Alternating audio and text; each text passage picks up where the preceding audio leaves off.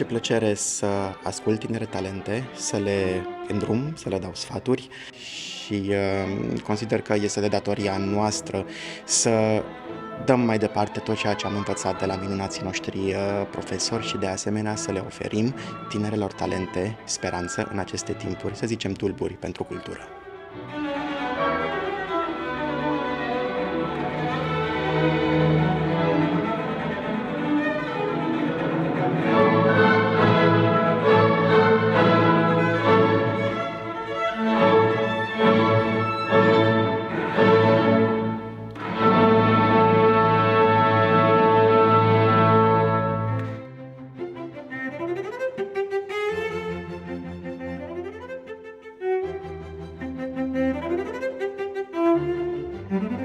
Susțin cu încredere că Celist este de fapt o familie mare, pentru că toți invitații pe care îi avem aici ne sunt în primul rând prieteni, sunt oameni în care avem foarte mare încredere, sunt oameni profesioniști care știm că vor cânta la cel mai înalt nivel, ceea ce ne ridică și pe noi ca statut de festival pe culmile performanței.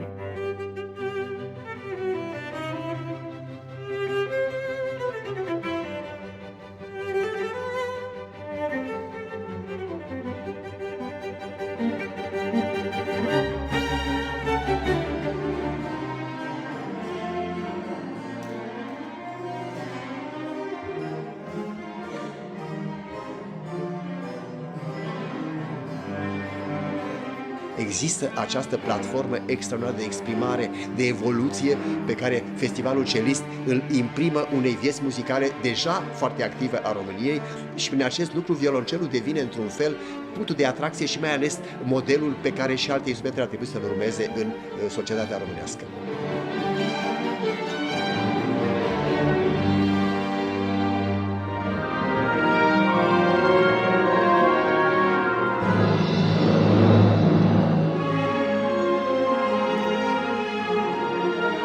Au un model viu pe scenă, pentru că profesorii respectiv toți au această,